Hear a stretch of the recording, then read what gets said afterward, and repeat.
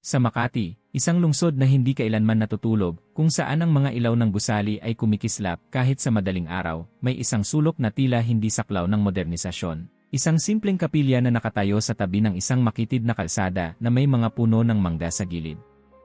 Ito ang simbahan ng Ina ng Grasya, minamahal ng komunidad, tahimik ngunit buhay sa panalangin. Bago tayo magsimula, mag-like at mag-subscribe dahil may mga bagay dito na kailangan mong malaman bago ang sinuman. Nakatayo si Padre Rafael Dominguez sa harap ng altar, hawak ang kanyang rosaryo, habang pinagmamasdan ang imahe ng mahal na Birhen. Inang Maria, hindi ko alam kung paano ko haharapin ito, bulong niya, boses na halos di marinig.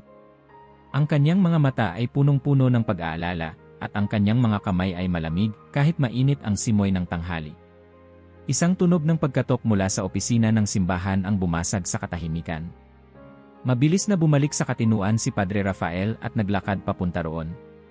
Bumukas ang pinto at pumasok ang tatlong lalaki, dalawa ay naka-uniforme, at ang isa ay naka-Amerikanang abuhin na may hawak na sobre. Padre Rafael Dominguez, tanong ng lalaking naka-Amerikana, boses na tuyo at hindi nagpapakita ng respeto. Opo. Ako po, sagot ng pari, tinatangkang panatilihin ang kanyang dignidad. Inihahatid po namin ang utos mula sa tanggapan ng alkalde. Ang simbahan ninyo ay kailangang gibain sa loob ng 48 oras.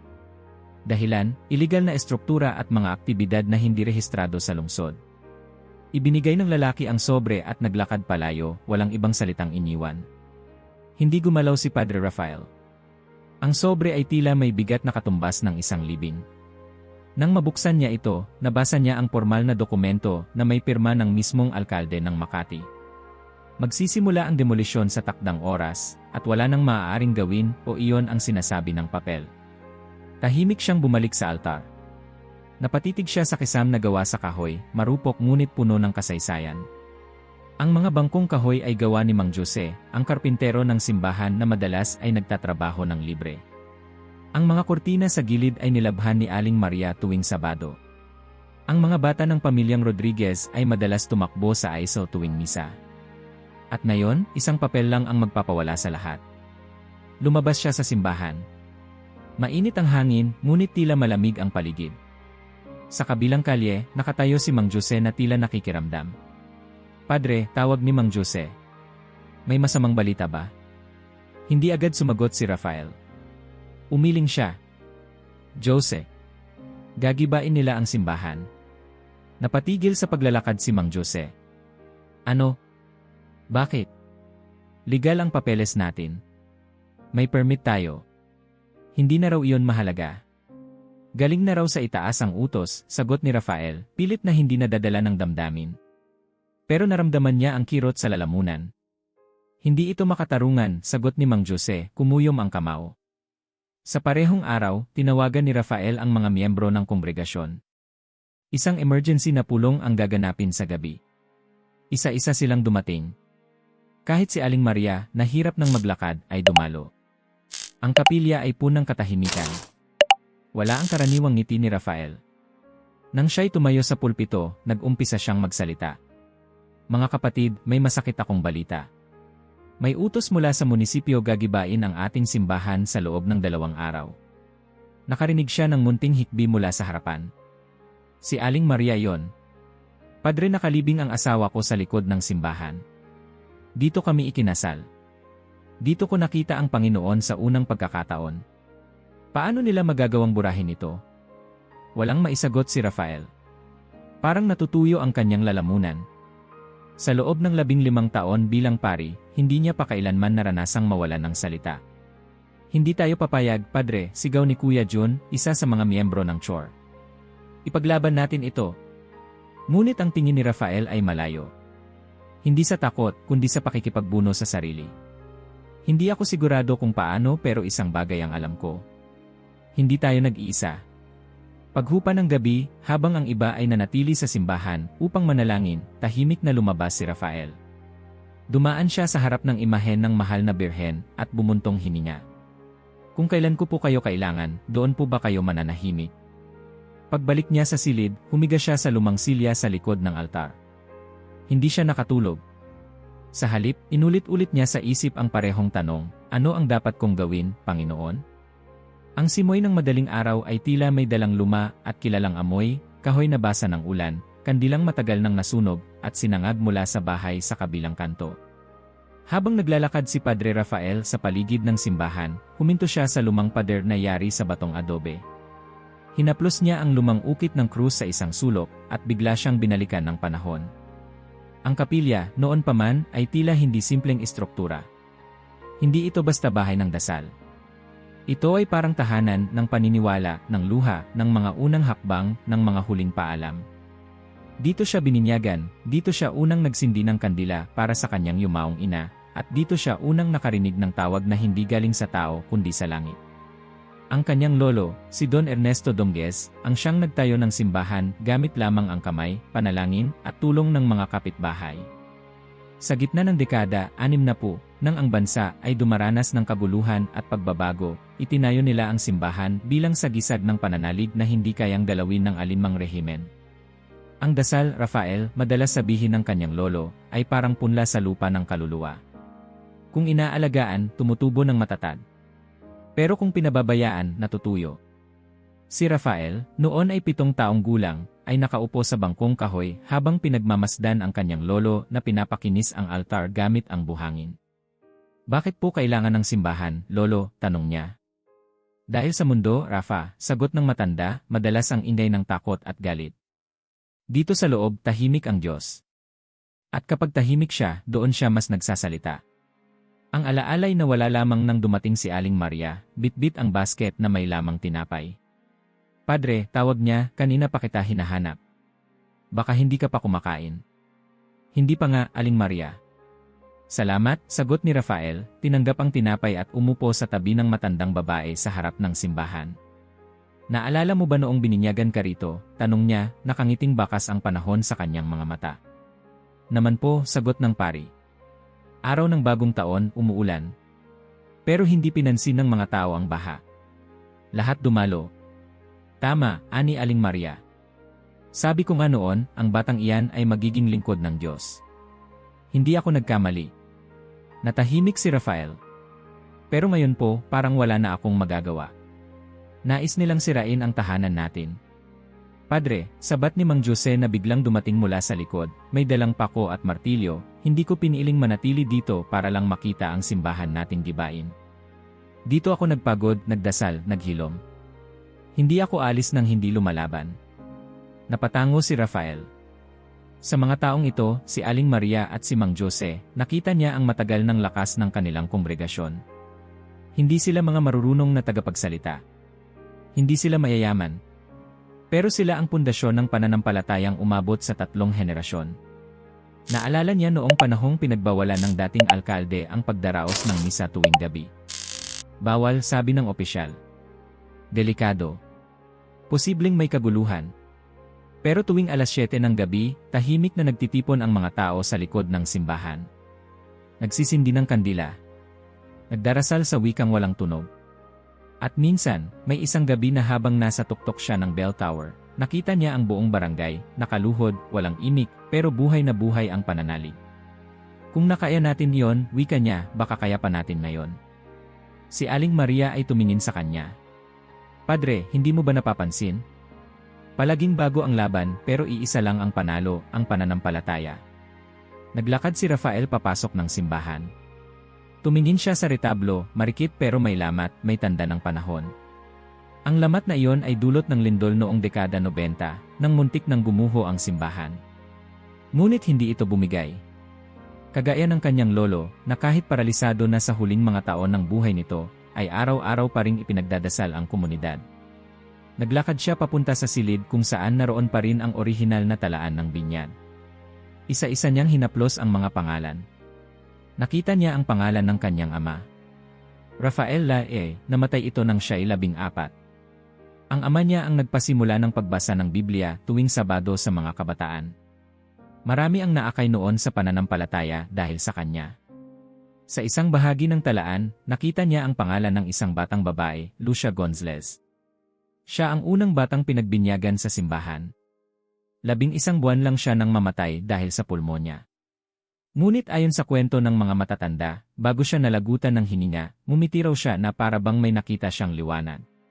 Padre, tawag ni Mang Jose mula sa labas, may dumating pong truck sa kanto. May mga nakaputing helmet. Parang mga kontraktor. Tumayo agad si Rafael. Ngayon pa lang. Tila nagsisimula na silang mag-obserba. Naghahalo ang takot at galit sa kanyang dibdib. Lumabas siya, at sa gilid ng kalsada, nakita nga niya ang truck na may logo ng engineering office.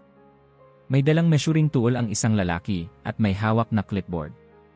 Nakatingin sa simbahan, tila sinusukat na ang paligid. Padre, sabi ni Mang Jose, hindi pa sila gumagalaw, pero mukhang naghahanda na. Hindi tayo basta magpapanik, sagot ni Rafael. Pero kailangan nating maghanda rin. Tumango si Mang Jose. Anong gagawin natin? Magdarasal tayo. Magbabantay tayo. At higit sa lahat maghihintay tayo sa utos ng langit. Sa gabing iyon, matapos ang maikling pagninilay at pakikipag-usap sa mga leader ng simbahan, nagdesisyon si Rafael, babantayan niya ang simbahan mag-isa sa huling gabi bago simulan ang demolisyon. Hindi dahil sa tapang, kundi dahil sa pangangailangan. Kailangan niyang marinig muli ang tinig na minsang nagsabi sa kanya na magtiwala. Habang papalubog ang araw, pinatay niya ang lahat ng ilaw maliban sa isa sa harap ng altar. Tumulog ang kampana, hudyat ng pagtatapos ng araw at pagsisimula ng gabi ng pagsubok. At sa likod ng katahimikan, ramdam niyang may darating. Hindi lang kung ano kundi kung sino. Ang araw ay halos lumubog na ng isa-isang magsidatingan ang mga miyembro ng kongregasyon. Ang langit sa itaas ng Makati ay kulay kahel at abo, at ang hangin ay punang tensyon, para bang pati ang kalikasan ay nakikiramdam sa nangyayari sa maliit na simbahan ng Ina ng Grasya. Sa harap ng simbahan, si Mang Jose ay nakaupo sa bangko, hawak ang martilyo na tila simbolo ng kanyang pananampalataya. Tumango siya kay Padre Rafael habang binabati ang bawat dumarating. Padre, kumpleto na ba tayo? Tanong ni Jose, habang pinagmamasdan ang loob ng simbahan na puna ng mga pamilyang tahimik na nag-uusap sa isa't isa. Halos, sagot ng pari, tinutok ang kanyang paningin sa pintuan. At saka dumating si Aling Maria, dahan-dahang naglalakad, tangan ang kanyang tungkod, dala ang kanyang payak na lakas ng loob. Hindi ko po palalampasin to, kahit masakit na ang tuhod, biro niya, at ang ngiti niya ay may halong kabang hindi niya maitago. Pagpasok ni Maria, sumara ang pintuan sa likod niya na parabang sinadya ng langit. Tumayo si Padre Rafael sa harap ng altar. Huminga siya ng malalim. Ang kanyang puso ay tumitibok ng mabilis at ang kanyang mga palad ay pinagpapawisan. Mga kapatid, simula niya, boses na may panginginig. Tinipon ko kayo rito hindi upang takutin, kundi upang magpakatotoo. Isang utos mula sa munisipyo ang dumating kahapon. Sa loob ng 48 oras, sisimulan na po ang demolisyon ng ating simbahan.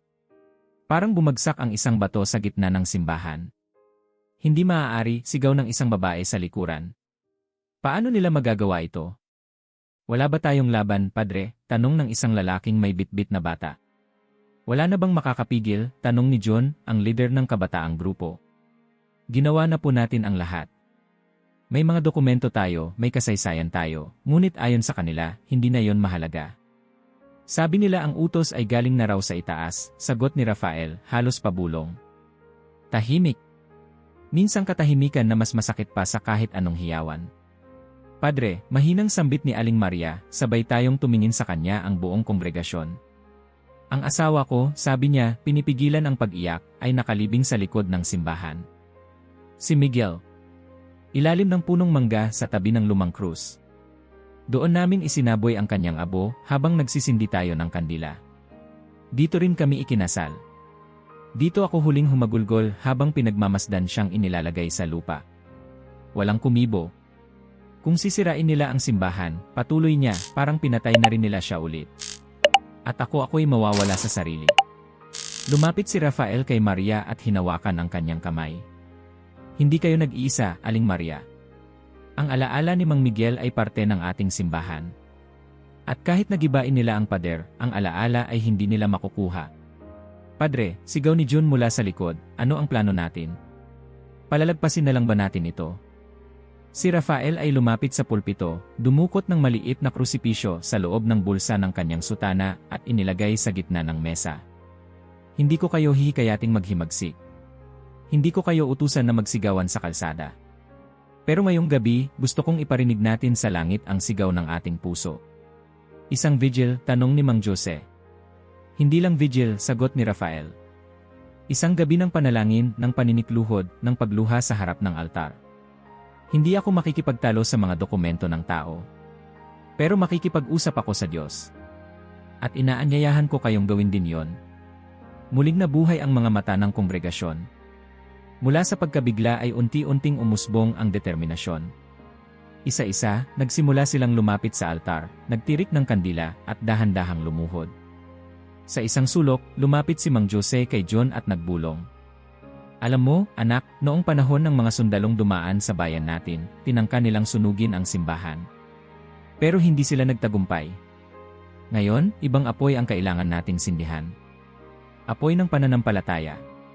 Tumango si John, magdadala ako ng mga kabataan. Magbabantay kami ngayong gabi.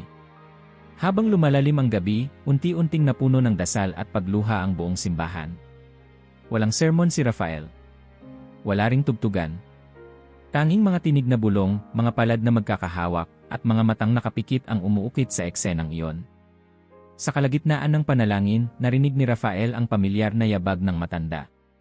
Si Aling Maria muli ay tumayo. Padre, sabi niya, alam kong marami sa inyo ang natatakot. Pero gusto kong malaman ninyo, hindi ito ang unang beses na sinubukan ng mundo na kunin ang simbahan sa atin. At bawat beses nananatili tayo. Hindi dahil sa galing natin, kundi dahil kasama natin ang Diyos. May mga luha na sa kanyang mga mata, ngunit matatag ang kanyang tinig. Kung ito na ang huling gabi ng simbahan, nais kong bugulin ito sa panalangin at pagkakaisa.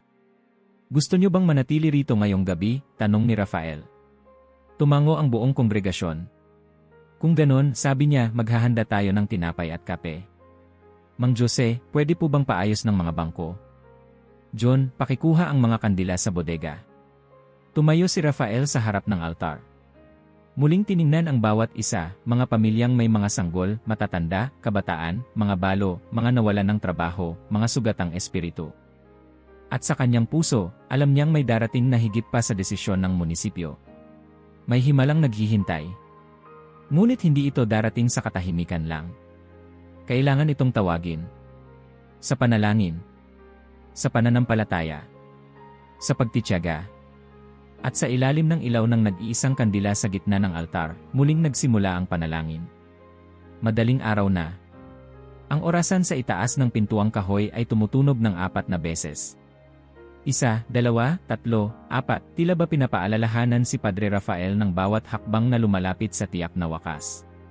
Ang simbahan ay tahimik. Hindi na tulad kanina, kung kailan ito'y puno ng tinig ng dasal at mga hakbang ng mga nanatili para sa vigil. Ngayon, siya na lamang ang naiwan. Ang mga kandila ay halos maubos na. Ang liwanag ng altar ay sinagnalang ng pag-asa, nanginginig sa bawat dampi ng hangin. Lumuhod si Rafael sa harap ng altar, ang kanyang mga tuhod ay nasa malamig na marmol, ang kanyang mga kamay ay magkasalubong sa harap ng dibdib. Hindi siya nagmadali sa pagsisimula ng panalangin. Tumitig muna siya sa krus, kay Kristo na ipinako, duguan, nakatingin sa langit. Panginoon, bulong niya. Panginoon, kausapin mo ako. Kahit minsan lang. Kailangan ko ang tinig mo. Ngunit walang sagot. Tanging ang tikatik ng ulan sa labas ang sumasagot sa kanyang pananabik. Pumikit siya at sinimulang ibuhos ang laman ng kanyang puso. Hindi ko alam kung anong dapat kong ipanalangin. Hindi ko alam kung dapat pa ba akong magdasal. Ang simbahan mo ay tatanggalin. Ang mga taong nagsisilbi sa iyo ay nawawalan ng pag-asa. Nasaan ka, Panginoon? Ang kanyang boses ay napuno ng galit na hindi niya inaasahan. Di ba ikaw ang Diyos ng mga himala? Di ba ikaw ang nagsabing tumawag ka at ako'y tutugon?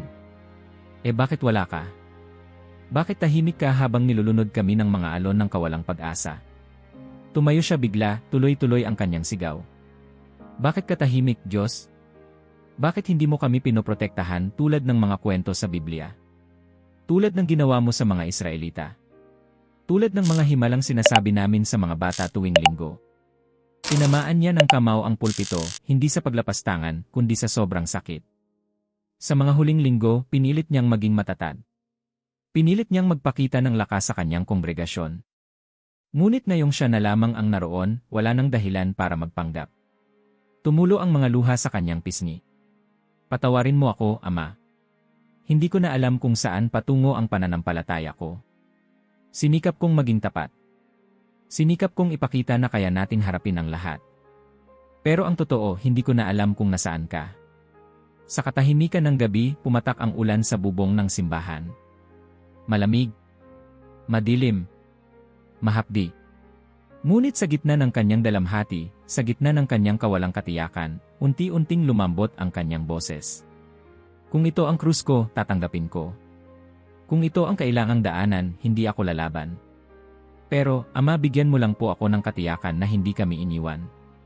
Nagpatira pa siya sa sahig ng simbahan. Hindi para sa akin, kundi para kay Aling Maria. Para kay Mang Jose. Para sa mga batang umaasa sa liwanag ng simbahan. Kung hindi mo na po balak iligtas ang lugar na ito, sana naman iligtas mo kami mula sa panghihina ng loob. Sa kanyang pagkakadapa, napansin niya ang isang maliit na papel sa ilalim ng altar. Isa itong lumang sulat, tila isiniksik ng kung sino. Dinampot niya ito at binasa. Kapag akala mong ikaw ay nag-iisa, tingnan mo sa paligid. Dahil minsan, ang himala ay hindi bumababa mula sa langit, kundi bumabangon mula sa mga taong naniniwala. Hindi niya alam kung sino ang nagsulat nito. Ngunit ang mga salita ay dumapo sa kanyang puso na parang mahina, ngunit mainit na pagyakap. Muling bumalik sa kanyang isip ang mga mukha ng mga taong nakita niya sa vigil. Si John, na may galit sa gobyerno pero pumiling magdasal. Si Mang Jose, na kahit may sakit sa likod, ay nag-aayos pa rin ng mga bangko. Si Aling Maria, na kahit nanginginig ang kamay, ay hindi bumibitaw sa rosaryo. Hindi tuluyang tumigil ang ulan, pero ang kanyang puso ay tila nagkaroon ng bahagyang liwanag. Nagdasal siyang muli, ngunit sa pagkakataong ito, wala nang galit. Wala nang sigaw. Isang tahimik, payak at buong-buong panalangin. Ama, kung kailan mo gusto. Kung paano mo gusto. Nandito po ako. Handa na akong tanggapin kung anuman ang kalooban mo. At sa huling pagkakataon, bago siya pumikit at tuluyang makatulog sa harap ng altar, bumulong siya ng 6 na salitang nagmula sa puso, hindi sa isip. Diyos ko, naniniwala pa rin ako. Madilim pa ang paligid. Ang mga bintana ng simbahan ay nagmistulang mata ng isang natutulog na higante, nakapikit, tahimik, walang galaw. Sa gitna ng altar, si Padre Rafael ay nakahandusay, bahagyang nakatagilid, habang ang lamig ng marmol ay dumikit sa kanyang balat sa kabila ng init ng kanyang panalangin. Hindi niya alam kung ilang oras na siyang nakatulog. Hindi rin niya maalala kung kailan eksaktong tumigil ang kanyang dasal. Ang huli niyang narinig ay ang sarili niyang tinig, mahina, pagod, ngunit buo sa pananalig. At doon, bigla itong nangyari. Isang tunog. Malalim. Hindi putok. Hindi kulog. Hindi rin yabag. Para itong mabagal na pagtama ng isang napakabigat na bagay sa labas ng simbahan. Mula sa kanyang pagkakahiga, napadilat si Rafael, mabilis na bumangon. Tumingin siya sa paligid. Tahimik. Siguro'y umulan ng malakas, bulong niya sa sarili. Ngunit sa sumunod na segundo, ang katahimikan ay nasira ng isang bagay na hindi niya kailanman naranasan. Liwanag. Isang ginintuang liwanag ang dumaan sa bintanang may batik-batik na salamin. Hindi ito ilaw ng streetlight. Hindi rin ito sinag ng buwan. Ibang-iba ito, maliwanag ngunit hindi masakit sa mata, mainit ngunit hindi nakapapas. Tila pulot sa hangin. Tila isang ilaw na may kaluluwa. Dahan-dahan itong pumasok sa loob ng simbahan, gumapang sa sahig, at tumigil sa harap ng altar. Sa bawat pagdaloy ng liwanag, naramdaman ni Rafael ang kanyang katawan na tila nanginginig. Hindi sa takot, kundi sa kakaibang presensya, isang banal na presensya na pumuno sa bawat sulok ng simbahan. Diyos ko, bulong niya, hawak ang dibdib. Bigla siyang napaluhod. Hindi niya pinili. Para bang itinulak siya ng isang lakas na hindi niya kayang labanan. Hindi rin siya makapagsalita. Parang nabulag ng liwanag ang kanyang dila. Nanatili siyang nakaluhod at ang kanyang hininga ay naging mababaw. At mula sa gitna ng liwanag, isang tinig ang nagsalita. Rafael. Isang salita. Isang pangalan. Ngunit sa mismong sandaling iyon, parang tumigil ang oras. Ang mga kandila ay nanatiling nakatayo, ang hangin ay hindi gumagalaw. Pati ang kanyang puso ay tila huminto sa pagtibok. Ang tinig ay hindi mula sa isang tao. Ito'y hindi narinig sa tenga, kundi naramdaman sa puso, sa kalamnan, sa mismong kaluluwa. Raphael. Tumulo ang luha sa kanyang mga mata. Napatingala siya, bagamat ang liwanag ay sobrang matindi upang titigan. Bakit ka umiiyak? Hindi mo ba alam na ako ang may-ari ng lugar na ito? Sa puntong iyon, hindi na niya kinaya. Ang kanyang katawan ay tila nawala ng bigat, at siya'y bumagsak sa sahig, parang isinuko ng kanyang kalamnan ang lahat ng kontrol. Nakaramdam siya ng pagkaantok, ngunit hindi ito karaniwang antok. Para siyang nilubog sa isang dagat ng katahimikan, at doon siya nanatili, hindi gising, hindi tulog. Sa kalagitnaan ng kanyang kamalayan, may nakita siyang pangitain. Isang simbahan, hindi ang simbahan nila, kundi isang mas malaking templo, gawa sa liwanag. Ang mga pader ay kristal. Ang mga haligi ay parang haligi ng ulap. At sa gitna nito, isang trono na hindi kayang ilarawan ng salita. May nakaupo doon. Hindi niya nakita ang mukha, pero ramdam niya ang kataas-taasan ng presensya. Sa paligid ng trono, may libu-libong nilalang, hindi tao, hindi hayop, kundi mga anyong walang anyo, liwanag na may isip, katahimikang may sigaw. Ako ang may-ari ng lahat ng lugar ng pagsamba. Hindi sila nakatali sa pader. Hindi sila nasusukat sa bubong. Panginoon, nausan ni Raphael, bagamat hindi niya alam kung paano siya muling nakapagsalita. Pero pinili kong manahan sa lugar na ito, hindi dahil sa laki nito, kundi dahil sa puso ng mga taong nagtitipon dito. Panginoon, gusto ko lang pong malaman kung kasama pa rin kayo sa amin. Raphael, hindi ako kailanman umalis. Ako ang Diyos ng nakaraan, ng kasalukuyan, at ng darating pa. Sa akin, walang naiiwang luha na hindi ko nakikita. At sa mga salitang iyon, dahan-dahang naglaho ang pangitain. Bumalik si Raphael sa kanyang ulirat, at muling naramdaman ang malamig na hangin sa simbahan. Ngunit ang liwanag ay nandoon pa rin. Nakatayo sa gitna. Puspos. Banal. At sa huling sandali bago ito tuluyang maglaho, narinig niya ang muling pagbigkas ng tinig. Bumangon ka, Raphael. Hindi pa tapos ang laban. Ako ang may-ari ng lugar na ito. At tulad ng isang kandilang pinatay ng hangin, ang liwanag ay unti-unting nawala, hindi biglaan, kundi parang pabulong na paalam. Ang simbahan ay muling nabalot ng kadiliman, ngunit ang puso ni Raphael ay punang liwanag na hindi kayang patayin ng gabi. Hindi siya agad nakatayo. Nanatili siyang nakaluhod. Umiiyak. Nanginginig. Ngunit sa wakas, tahimik ang kanyang puso. Hindi niya alam kung paano ito ipapaliwanag. Hindi niya alam kung may maniniwala sa kanya. Pero alam niya ang isang bagay. Hindi siya nag-iisa. Pumatak ang alas 5:30 ng umaga. Ang unang sinag ng araw ay dumaan sa makukulay na bintana ng simbahan, gumuhit sa altar ng liwanag na tila ginto. Dahan-dahang iminulat ni Padre Raphael ang kanyang mga mata. Ang katawan ay mabigat ngunit magaan ang loob, isang kombinasyon ng espiritual na pagod at panibagong lakas na parang galing sa langit. Tumingin siya sa paligid. Wala na ang liwanag. Wala na ang tinig. Ngunit ang kapayapaan sa kanyang dibdib ay nananatili, matibay, malalim, at hindi mababawasan ng alinmang desisyon ng tao. Tumayo siya at lumapit sa pintuan ng simbahan. Gamit ang mabagal na hakbang, binuksan niya ang malaking pinto. At doon siya natigilan. Sa labas, sa kalsada, sa bangketa, sa gilid ng mga puno ng mangga at sa mismong daan, may mga tao. Marami. Hindi lang 10, hindi lang 50, daan-daang katao ang tahimik na nakatayo sa harap ng simbahan.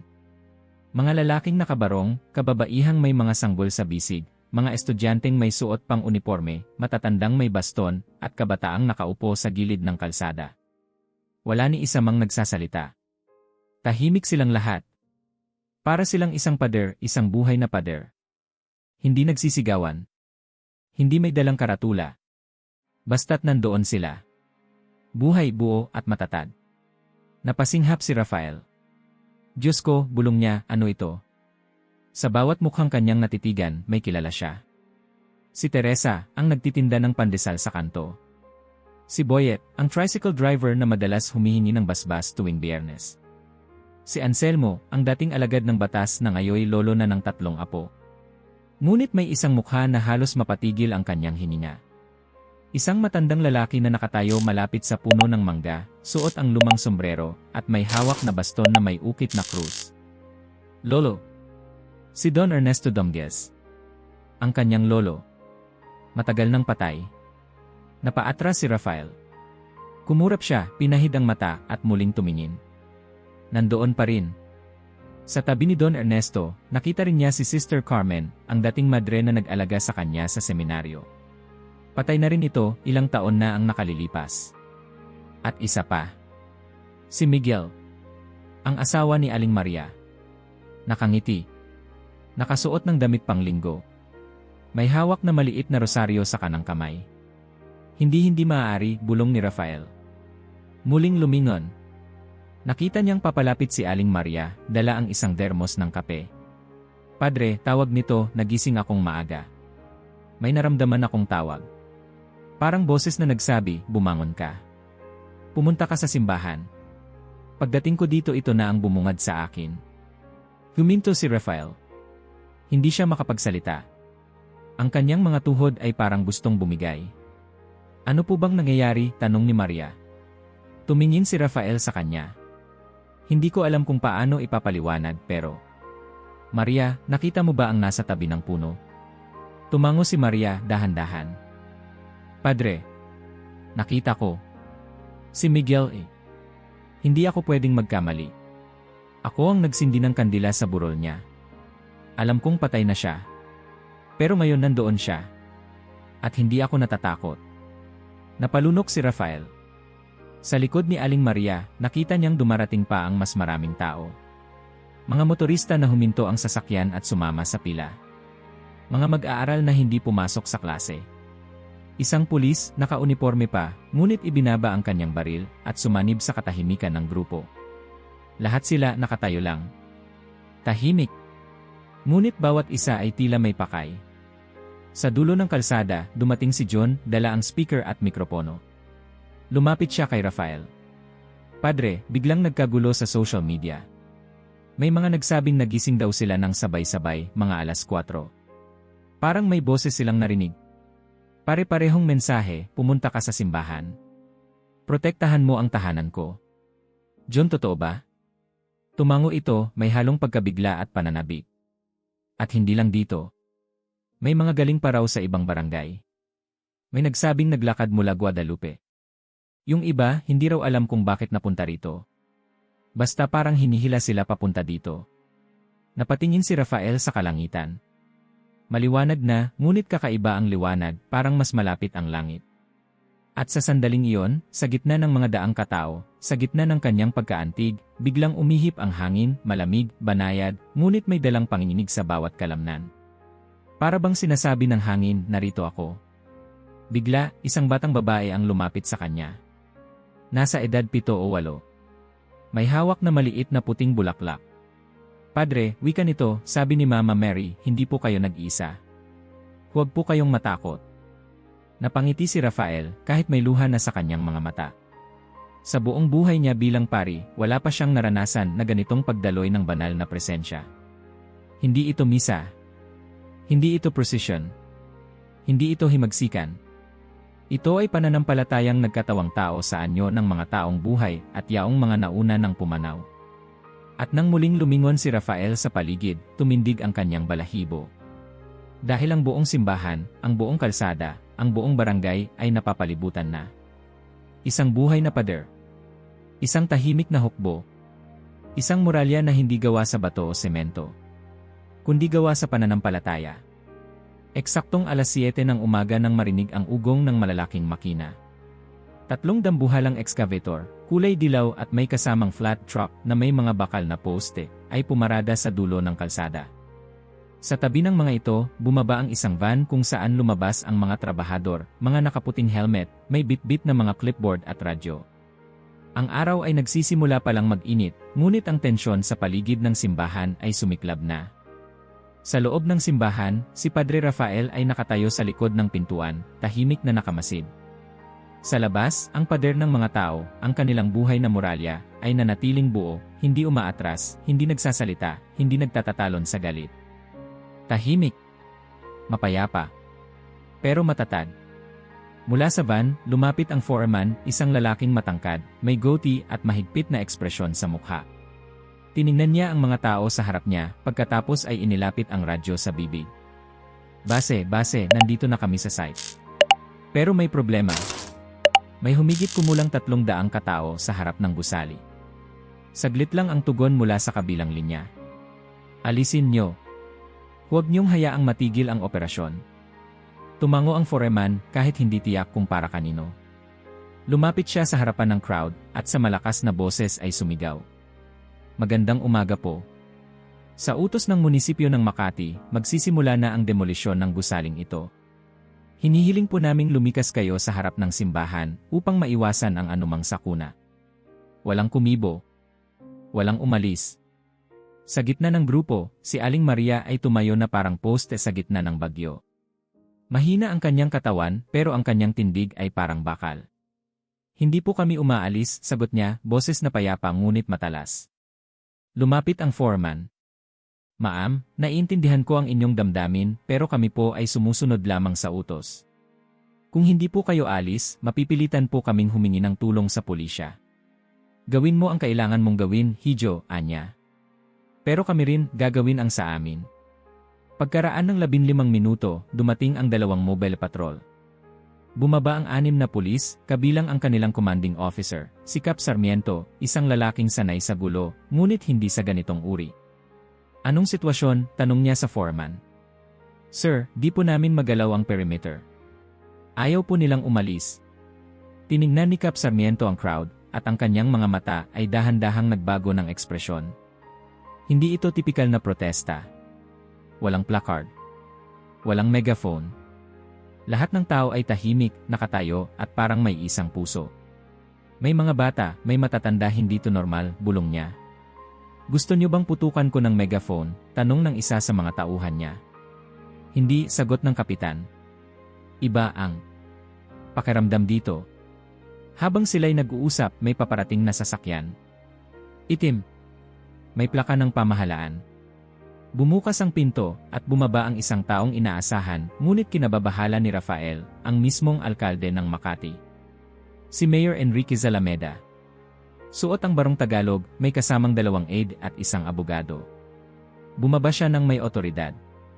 Hindi siya mukhang galit. Mas mukhang inis. Lalo na sa eksenang kanyang nasaksihan. Anong kabalbalan ito? Tanong ng mayor habang lumalapit. Sino ang namumuno rito? Lumapit ang foreman. Sir, ayaw pong umalis ng mga tao. Nandito pa rin ang pari sa loob. Hayaan niyong ako ang kumausap, sabi ng alkalde. Buksan ang pinto. Ngayon na.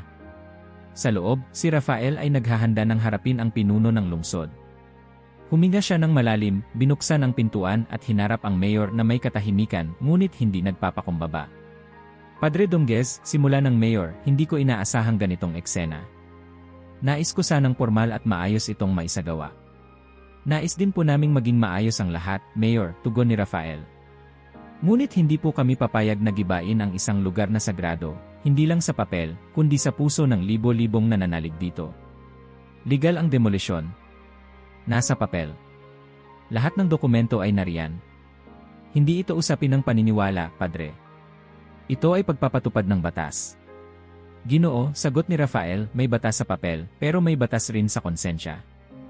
Hindi lahat ng utos ay tama. At hindi lahat ng tama ay nagmumula sa itaas. Ang paligid ay muling natahimik. Ang mga pulis ay hindi makagalaw. Ang mga tao sa crowd ay nakatingin lang.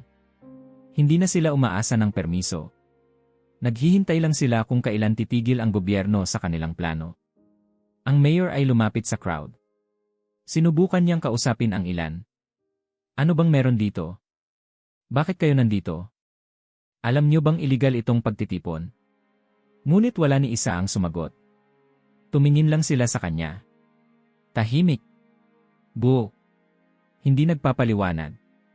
At sa sandaling iyon, may isa na namang hindi inaasahang nangyari. Mula sa crowd, isang batang lalaki ang lumapit. Mga 9 na taon. Hindi taga roon. Suot ang lumang shirt at sinelas. Mayor, sabi ng bata, hindi po kami tinawag ng pari. Tinawag po kami ng Diyos.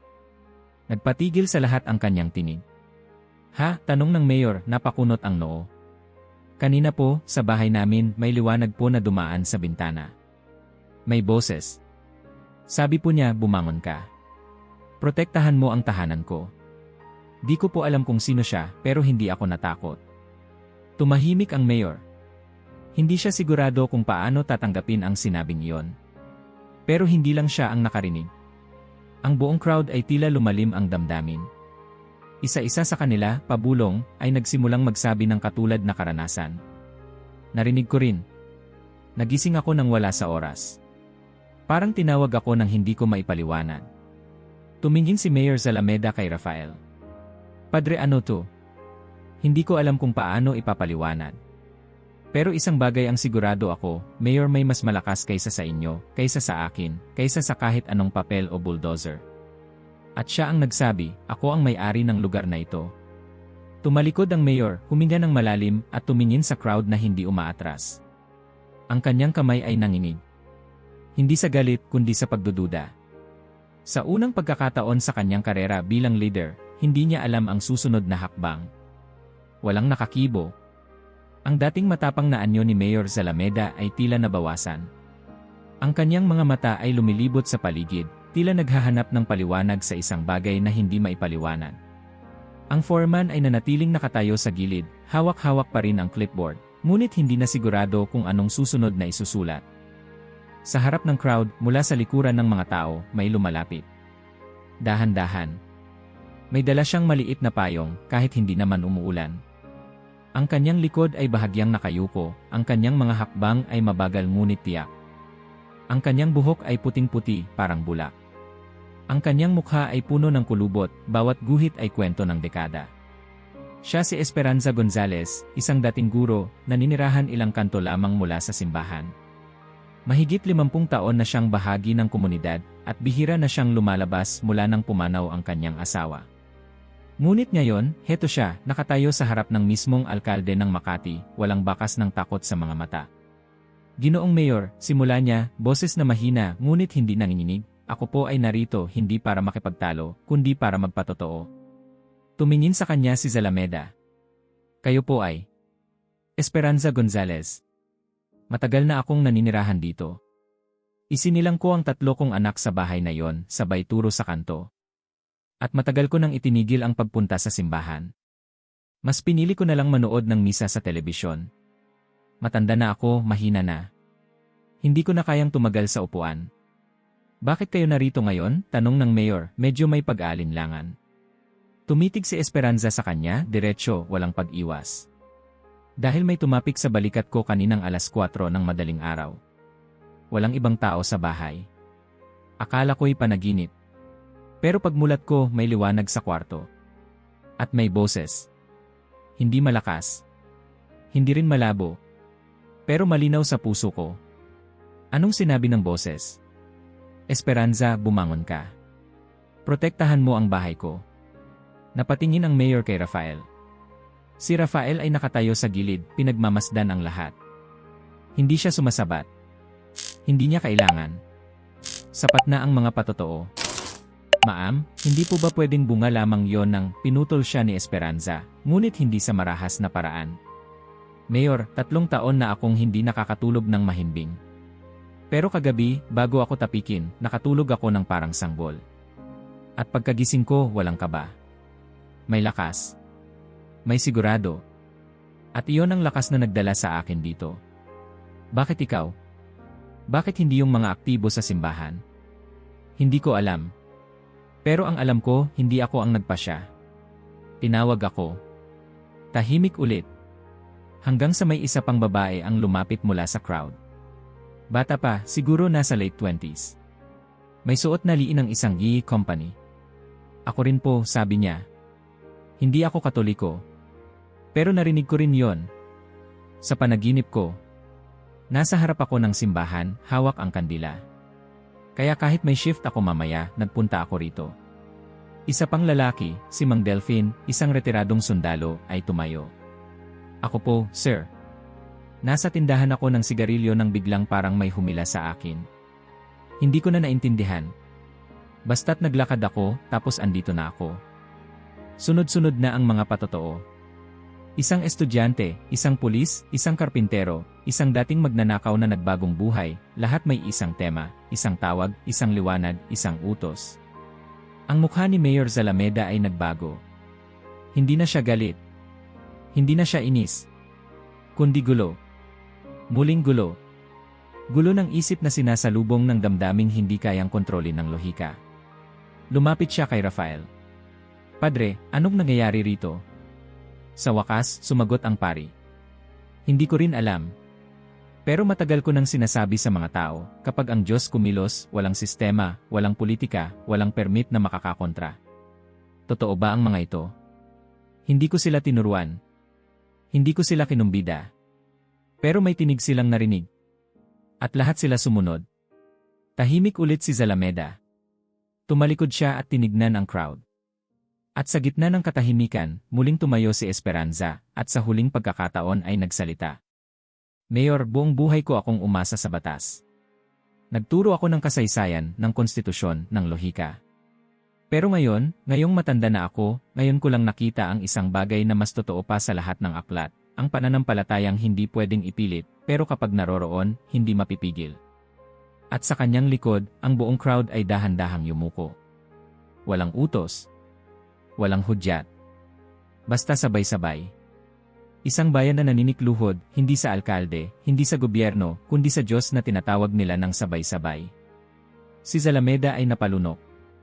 At sa gitna ng tanong, sa gitna ng pag-aalinlangan, isang bagay ang malinaw sa kanya. Ang mundong akala niyang nauunawaan niya ay mas malalim kaysa sa inaakala niya.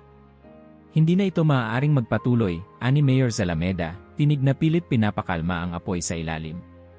Ngunit kahit gaano niya man subukang panatilihing propesyonal ang tono ng boses niya, baka sa kanyang anyo ang halong pagkagulat, pagkayamot, at bagamat pilit itinatago, takot. Nasa loob na sila ng simbahan. Tahimik ang loob, ngunit sa labas, patuloy ang pagsasama-sama ng mga tao. May mga bagong dumating, karamihan ay hindi miyembro ng kongregasyon. Ang ilang dumating ay halatang hindi relihiyoso, mga lalaki sa suot na basketball jersey, may ilang lalaking may tatoo, at mga estudyanteng may dalang bag na mukhang dumiretso na mula sa paaralan. At sa kabila ng patuloy na pagdami ng mga tao, ay wala pa ring nagsasalita ng malakas. Hindi sila sumisigaw. Hindi sila nagpoprotesta. Tahimik ang lahat, isang uri ng katahimikang mas nakakatakot kaysa gulo. Padre, sabay lapag ng folder ni Zalameda sa lumang lamesa malapit sa altar. Ito ang buong dokumentasyon ng kaso. Lahat legal. Lahat pinirmahan. May inspeksyon. May report. Hindi ako nandito para mang-api. Nandito ako para magpatupad. Alam ko po, sagot ni Padre Rafael, tahimik ngunit hindi umatras. At hindi ko kinukwestiyon ang inyong karapatan bilang opisyal. Pero ang kalooban ng Diyos ay hindi kailanman limitado sa mga papeles. Laging ganyan kayong mga relihiyoso, tugon ng mayor. Gustong ilagay sa Diyos ang lahat. Pero paano ang batas? Paano ang kaayusan? Anong mangyayari kung lahat ng tao ay maniniwalang pwedeng baliwalain ang pamahalaan basta't may sinasabing naramdaman nila? Hindi ko po hinihiling sa inyo na paniwalaan ang nararamdaman nila. Hinihiling ko lang na igalang ang hindi nyo nauunawaan. Tumayo si Rafael mula sa pagkakaupo. Dumiretso sa gitna ng simbahan. Sa altar. Humarap sa mayor.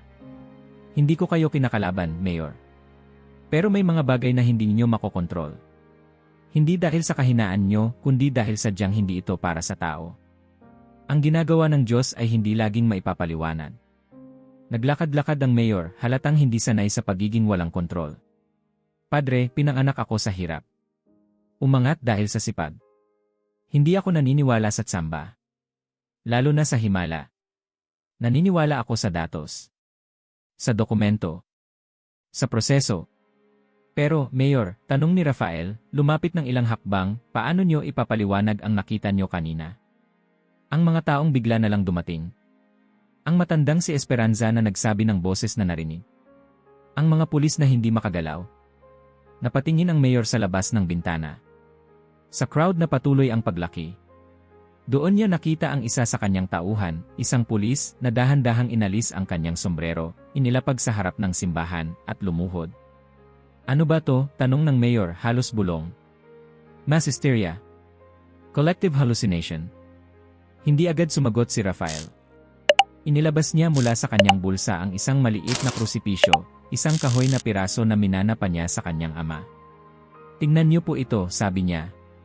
"Isang krus," tugon ng mayor. "Alam ko yan. Hindi ito ginto. Hindi ito mamahalin. Pero ito ang bitbit ko noong tinawag ako ng Diyos sa pagkapari. Bitbit ko ito noong bininyagan ko ang anak ng adik. Noong pinatayo namin ang bubong ng simbahan kahit walang pondo. Noong inilibing ko ang batang binaril sa gitna ng kalsada. Padre.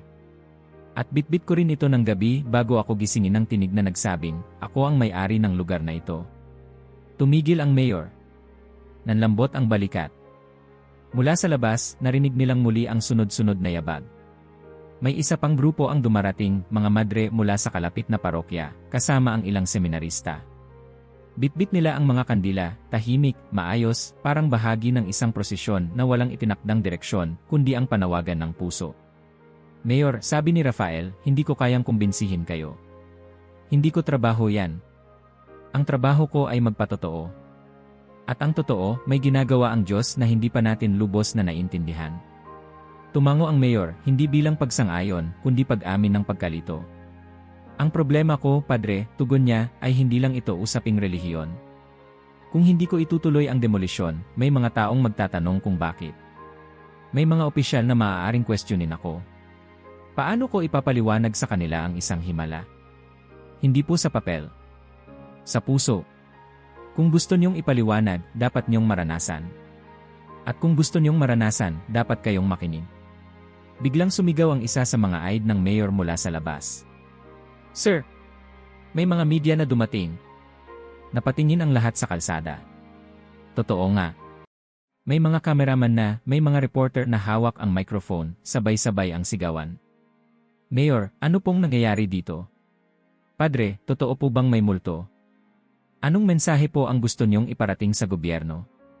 May milagro po bang nangyari?" Pero ang crowd ay nanatiling tahimik. Ni isang sumagot sa media. Walang nagpa-interview. Wala ring nag-react.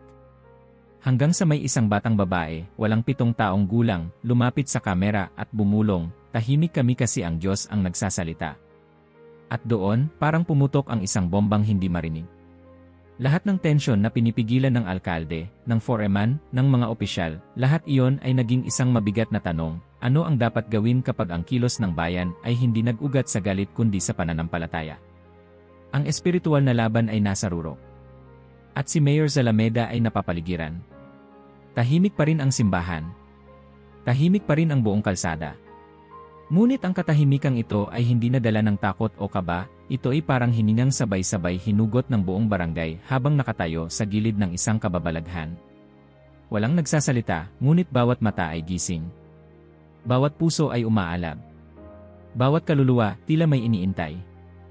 At sa mismong gitna ng katahimikang iyon, bumuka ang bibig ni Aling Maria. Dahan-dahan. Payapa. "Buo. Hindi ko na po kayang panatilihin sa sarili," sabi niya, hawak pa rin ang rosaryo sa kaliwang kamay. "Ngunit kanina pa po ako nagmamasid at hindi ko na mabilang kung ilang mukha ang nakita ko na matagal nang pumanaw." Hindi niya sinigawan. Hindi niya inilahad bilang revelasyon. Isa itong payak na pahayag, parang isang nanay na inaamin sa anak na wala ng gatas sa lata.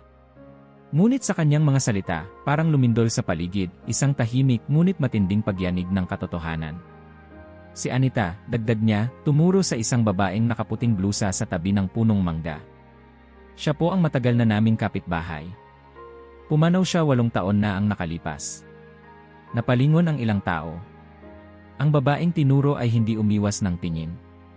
Nakatayo lang. Tahimik. Nakangiti. Si Mang Toring, dagdag ni Maria, tumuro sa isang lalaking nakasombrero sa likod. Gumagawa ng upuan ng simbahan noon. Naaksidente sa pagtatrabaho. Patay na siya, pero nandoon siya ngayon. Si Rafael, na naririnig ang lahat mula sa loob ng simbahan, ay dahan-dahang lumabas. Tumayo siya sa gilid ni Aling Maria. Ang kanyang mga mata, pula na sa puyat at pagluha, ay muling nagdilim sa duda. "Aling Maria, sigurado po ba kayo?" Tumango ang matanda. "Padre, inalagaan ko ang mga anak nila. Ako mismo ang nagtupi ng barong ni Mang Toring sa kanyang huling gabi. Ako ang nagpatong ng kamay kay Anita bago isinara ang kabaong niya.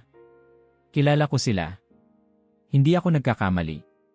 Isang batang lalaki ang lumapit. Lola, tanong niya, ibig po bang sabihin mga multo sila? Napangiti si Aling Maria, mahina ngunit may lambing. Hindi, apo. Hindi sila multo. Sila'y pinahintulutang makiisa sa atin. Sapagkat ang laban na ito ay hindi lamang sa mundo kundi pati sa langit. Nagsimulang gumalaw ang crowd. Hindi pa rin nagsasalita ng malakas, ngunit may ilan nang umiiyak. May ilan ang napaluhod. May ilan ang dahan-dahang yumakap sa mga katabing hindi nila kilala. Sa gitna ng crowd, isang ginang ang biglang napasigaw, Diyos ko i. Siya'y nakatingin sa isang lalaking nakatayo ilang metro ang layo, isang matandang kalbo, may peklat sa pisngi at nakapulang kamiseta. Si tatay, bulong niya. Si tatay iyon. Tumakbo siya papalapit, ngunit bago siya makalapit, dahan-dahan itong umatras at muling nawala sa likod ng tao. Siya po ang ama ko, bulong ng babae. Pumanaw siya noong ako'y buntis pa. Hindi niya ako nakita bilang ina. Pero ngayon andito siya. Ilang segundo pa at may isa pang tumayo. Ako rin po, sigaw ng binatilyo. Nakita ko si Kuya Jun siya, yung kaibigan ko sa chore. Pumanaw siya noong bumaha. Pero andyan siya. Tumingin siya sa akin. Hindi ako kinakausap pero alam kong siya yon. Sunod-sunod ang patotoo. Sunod-sunod ang mga kwento. May nagsabing nakita ang asawa niyang pumanaw sa cancer. May nagsabing nakita ang anak niyang hindi pa isinilang. May nagsabing naramdaman niyang niyakap siya ng yumaong ina. Ang mayor na kanina pa nakamasid mula sa gilid ay hindi na nagsasalita. Para siyang estatwa. Ang kanyang mga kamay ay nakakuyom, ngunit hindi na sa galit, kundi sa pagkabigla. Padre, tawag niya, halos pabulong. Ano ito? Isang biyaya, tugon ni Rafael. Isang bagay na hindi natin hiningi pero ipinagkaloob. Hindi ako naniniwala sa multo. Ni ako rin, sagot ni Rafael, dahil ang multo ay ligaw. Ang mga ito ay hindi ligaw. Nandito sila para ipakita sa atin na ang laban na ito ay mas malalim kaysa sa inaakala natin. Dumilim ang ulap sa itaas. Hindi sa ulan. Hindi sa bagyo. Kundi parang aninong tumakip sa araw, hindi para takutin kundi upang ipakita na may presensyang higit pa sa natural na liwanag. Ang mga kameraman sa gilid ay huminto sa pag-record. Parang napagtanto nilang hindi para sa kamera ang mga nangyayari. May mga naluluha sa kanila. May isa pa nga'y naghubad ng sapatos bago lumapit sa simbahan. Sa mismong gitna ng kalsada, si Aling Maria ay muling tumayo. Hindi po ito milagro lang. Ito'y paalala. Na kahit ilang taon nang lumipas, kahit anong gobyerno ang maupo, kahit ilang permit ang dumaan sa opisina, ang Diyos ay hindi nalilimot. At hindi kailanman babayaang masira ang tahanan niya ng walang laban. At sa kanyang tabi, si Rafael ay lumuhod. Hindi dahil sa kahinaan, kundi sa paggalang. Sa kanyang isipan, bumalik ang tinig mula sa gabing iyon. Ako ang may-ari ng lugar na ito. At ngayon, malinaw na malinaw, ang tinig na iyon ay hindi nagsisinungaling. Hindi lang ito lugar ng panalangin. Ito'y lugar ng pakikipagtagpo.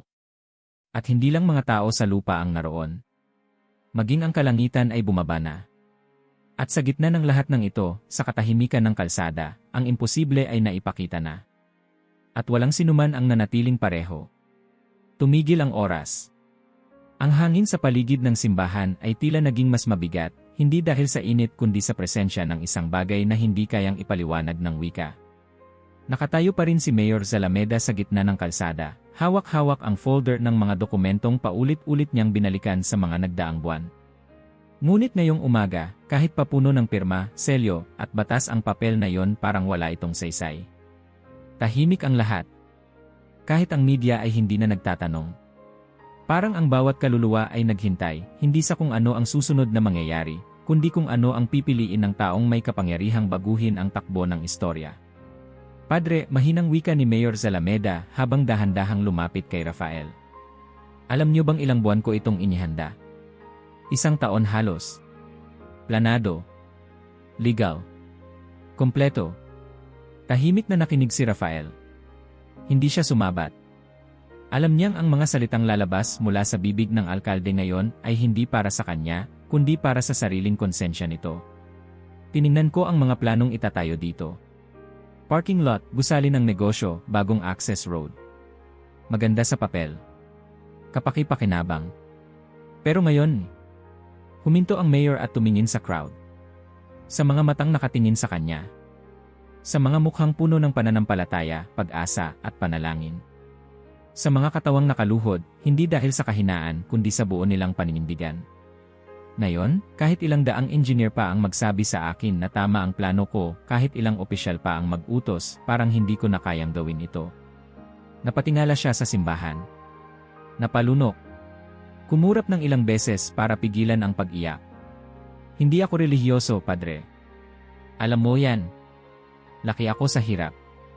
Ginamit ko ang utak ko para makaangat. Hindi ako umaasa sa milagro. Pero ngayong araw, tumingin siya kay Rafael, at sa unang pagkakataon, nakita ng pari ang isang bagay sa mga mata ng alkalde na hindi niya kailanman inaasahan.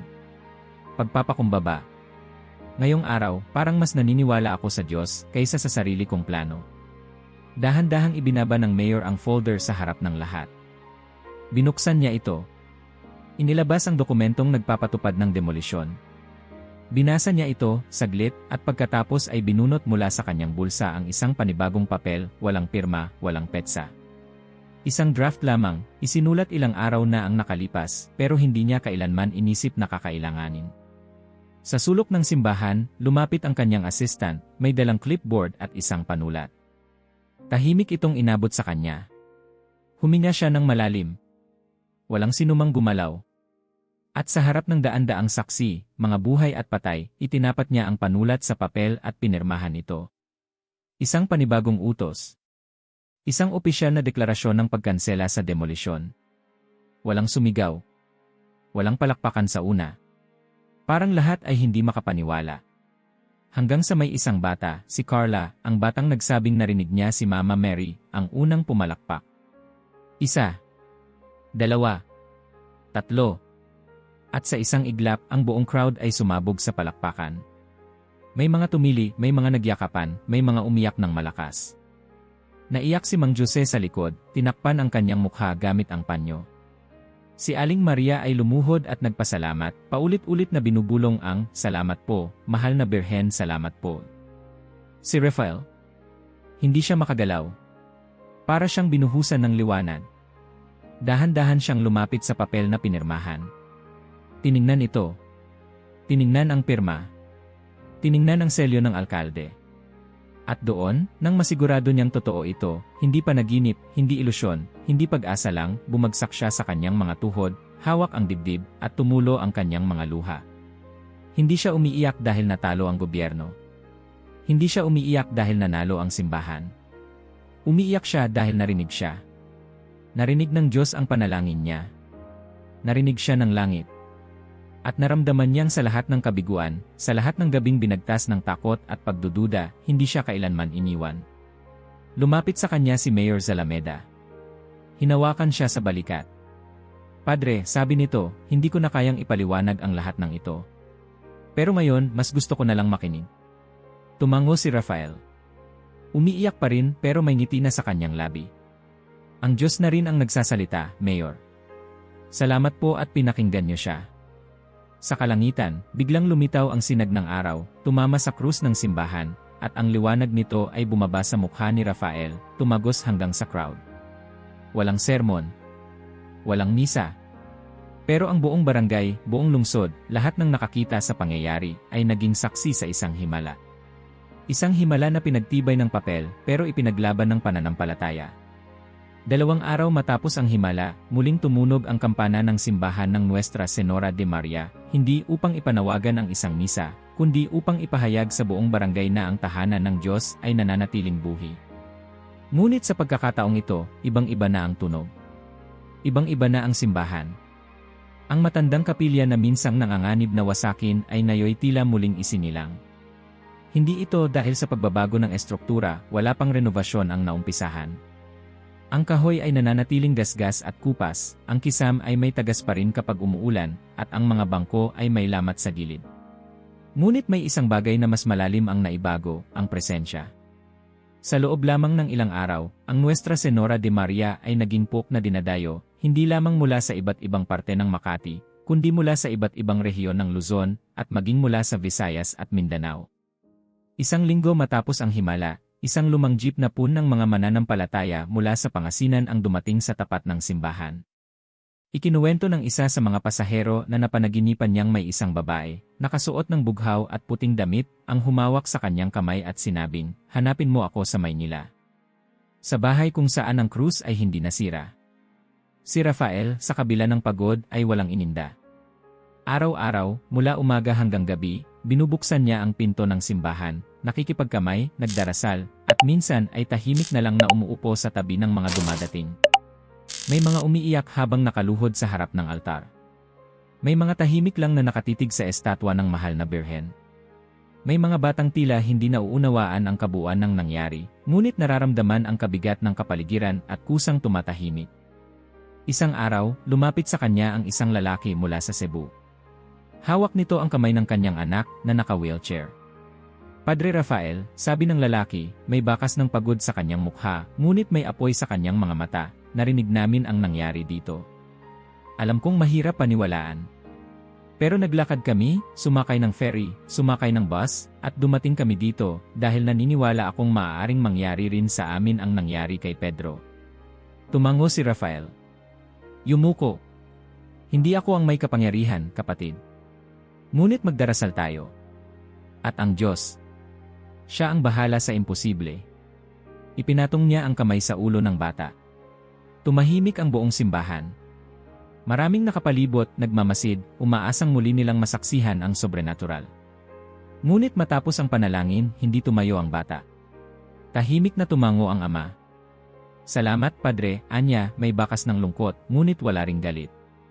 "Baka hindi pa ngayon." Hinawakan ni Rafael ang kamay ng ama. "Ang mga himala ay hindi palaging instant, kapatid. Minsan ang unang pinagagaling ay ang puso." Lumipas ang ilang araw. Lalo pang dumami ang mga dumadayo. Ang simpleng kapilya ay hindi na kayang saluhin ang dami ng tao, kaya't si Mang Jose at ang ilang kabataang lalaki mula sa parokya ay nagsimulang mag-ayos ng tolda sa labas. Gumawa rin sila ng maikling daanan mula sa kalsada patungo sa altar upang hindi masyadong magsiksikan ang mga tao. Nag-alok ang isang arkitektong nakarinig ng balita na magdisenyo ng panibagong annex para sa simbahan, libre, bilang alay ng pasasalamat sa Diyos. Isang engineer mula sa Quezon City ang nagpadala ng sako-sakong semento. May ilang mangingisda mula sa Batangas na naghandog ng sariwang isda tuwing linggo bilang alay para sa mga bumibisita. Ang simbahan, na minsang kinukutya dahil sa pagiging luma at maliit, ay ngayoy sentro ng pag-asa. Sa gabi, habang lahat ay natutulog, naglalakad si Rafael sa loob ng simbahan, dinadama ang bawat sulok. Isang gabing iyon, habang binubuksan niya ang bintana sa gilid ng altar, lumapit si Aling Maria, may dalang kumot. "Hindi ka pa natutulog, Padre?" tanong niya. "Hindi pa rin ako makapaniwala, Aling Maria," sagot ni Rafael, habang pinagmamasdan ang liwanag ng buwan na sumisilip sa kisem. "Bakit naman?" tanong ni Aling Maria, naupo sa isa sa mga bangko. "Dahil ang dating lugar na ito lang ang tahanan ng aking alaala. Ngayon, tahanan na rin ito ng milyong panalangin ng iba. Hindi ko alam kung kaya ko ang responsibilidad." Tahimik si Aling Maria. Tiningnan ang pari. "Padre, minsan ang pananalig ay hindi nangangailangan ng sagot. Kailangan lang ng isang taong handang makinig sa mga tanong." Lumapit siya sa altar. Pumatong ang kamay sa luma ng kahoy. "Maraming taon na akong nagsisimba dito. Nakita ko kung paano tayo naging maliit sa mata ng mundo. Pero ngayon hindi dahil sa laki ng simbahan, kundi dahil sa laki ng pananampalataya ng mga tao, ito ay naging dambana." Umiyak si Rafael. Hindi dahil sa lungkot, kundi dahil sa bigat ng biyaya. Lumipas pa ang ilang linggo, at unti-unting nag-iba rin ang espiritual na klima ng lugar. Hindi lang mga sakit ng katawan ang gumagaling, maraming lumalapit na may sugat sa puso, wasak na relasyon, nawalan ng direksyon. At dito nila natatagpuan ang panibagong simula. Isang lalaki, si John, dating drug user at magnanakaw, lumapit isang gabi matapos ang misa. "Padre, hindi ako banal. Hindi ako karapat-dapat. Pero habang nakaupo ako sa likod kanina, pakiramdam ko parang may humawak sa balikat ko. Parang sinabing panahon na para bumalik. Hindi ko maintindihan. Pero gusto ko nang tumigil. Gusto kong magsimula ulit. Tinitigan siya ni Rafael. Tumango. At nagsimula ka na, June, sa pag-amin pa lang, milagro na yan. Sa bawat linggo, mas lalo pang dumami ang mga patotoo. At habang patuloy ang agos ng mga tao, sinimulan na rin ni Rafael ang bagong panalangin sa bawat misa. Panginoon, huwag mong hayaan na ang simbahan mong ito ay maging lugar lang ng milagro. Gawin mo itong tahanan ng mga taong naghahanap sa iyo, araw-araw, kahit walang himala. Isang gabi, natagpuan niyang muling nakaupo si Pedro sa harap ng altar. Si Pedro, ang batang ginawang milagro ang paglalakad. Naka-uniforme ng paaralan, may dalang notebook. Anong ginagawa mo rito? Tanong ni Rafael. Tumingin si Pedro at mumiti. Gumagawa po ng assignment, Padre. Dito kasi ako nakakaisip. Assignment saan? Essay po. Ang title, ang lugar na pinili ng langit. Bago pa man dumagsa ang libo-libong deboto sa simbahan ng Nuestra Senora de Maria, bago pa man ito kilalanin bilang dambana ng himala, may isang batang lalaki na tahimik lamang na nananalangin sa ikalimang upuan mula sa harap. Siya si Pedrito Guzman, 7 taong gulang, panganay sa 3 magkakapatid, anak nina Mario at Liza, isang driver ng jeep at isang labandera. Mula pa silang tondo, at ang kanilang pagdating sa simbahan, ay hindi bahagi ng planado o engrandeng peregrinasyon. Dumating sila dala ang pag-asa. Isang linggo matapos mabalita ang pagpapawalang bisa ng demolisyon, at ang pagbuhos ng mga tao sa kapilya, narinig ni Liza mula sa kapitbahay na may nangyayaring milagro sa Makati. Hindi siya agad naniwala. Ngunit bilang ina ng isang batang hindi makalakad ng normal mula pagkasilang, kahit kaunting tsansa ay pinanghawakan niya. Pa, sabi ni Liza kay Mario habang sila'y naghuhugas ng pinagkainan, pupunta tayo bukas sa simbahan sa Makati. Narinig ko na rin yan, sagot ni Mario habang pinupunasan ang mga kamay. Pero maraming simbahan sa Maynila. Bakit yon? Hindi ko alam. Basta nararamdaman kong kailangan natin pumunta. Kinabukasan, madilim pa lang ay bumiyahe na sila. Bitbit si Pedrito, naka-wheelchair, may saklay sa gilid, at may maliit na supot ng biskwit para hindi siya magutom. Walang kasiguruhan, walang kontak sa kahit sino. Basta diretsong naglakad, sumakay ng jeep, tren, at isa pang tricycle. Pagdating nila sa tapat ng simbahan, saktong kasisimula pa lang ng misa. Boses ni Padre Rafael ang naririnig sa labas, umaalinggaw sa lumang speaker. At ang sinumang lumapit sa kanya na may pananampalataya ay hindi mabibigo. Hindi na sila naghintay. Pumasok sila. Walang tumingin, walang nagturo. Si Pedrito, sa kanyang wheelchair, ay agad nadala sa isang gilid malapit sa altar. Tahimik siyang nakinig. Tahimik siyang tumingin kay Rafael habang ito'y nangangaral. At sa mga mata ng bata, hindi sermon ang kanyang narinig kundi pag-asa. Matapos ang misa, lumapit si Liza kay Rafael habang abala ang karamihan sa pagdarasal at paglabas. Padre, mahina niyang sambit, pasensya na po, pero pwede po ba kaming magpa-bless? Para po sa anak namin. Tiningnan ni Rafael si Pedrito. Ang kanyang mga mata ay hindi nahabag kundi humanga. May liwanag sa likod ng payat na pisngi ng bata, at may tapang sa pagkakahawak nito sa saklay. Anong pangalan mo, anak? Tanong ni Rafael. Pedrito po, sagot ng bata, mahinahon. Naniniwala ka ba na kaya kang pagalingin ng Diyos? Tumingin si Pedrito sa kanyang ina, tapos sa ama, at muling bumalik ang paningin kay Rafael. Opo, sagot niya, walang pag-aalinlangan. Hindi nag-atubili si Rafael. Lumuhod siya sa harap ng bata. Ipinatong ang 2 kamay sa magkabilang tuhod nito. Tahimik ang paligid. Parang alam ng lahat na may kakaibang sandali ang nagaganap. Panginoon, bulong ni Rafael, hindi ko alam kung anong kalooban mo.